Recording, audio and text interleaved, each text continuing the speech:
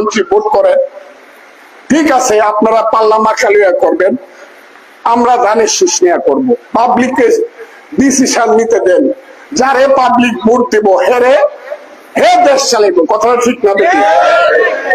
তাহলে বহাবহি করেন কেন?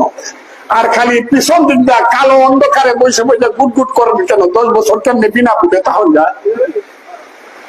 কারণ জানেন ভোট করলে কিচ্ছু থাকবে না, জামানত থাকবে না, অনেক জায়গায় জামানত থাকবে না। ভোট করলে 3টা সিট পাইবেন না, কিন্তু 300 সিটের পাওয়ার দেখাইতেছে না। সমস্ত প্রশাসন দখল করে বসে, একটা লোক নাই, 2% লোক নাই, পায়ের উপরে পাও তুলে গিয়া কয় আমি হইলাম অমুক ইসলাম, আমার কথা মানতে হবে।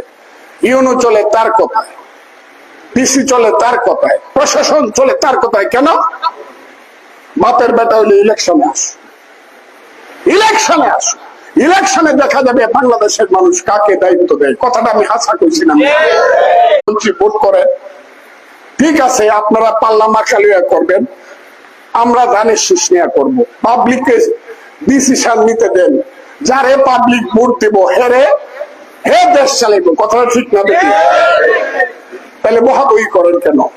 আর খালি পিছন দিক দা কালো অন্ধকারে বসে বসে গুট গুট করেন কেন? 10 বছর কেমনি বিনা ভোটে তাহলে যায়?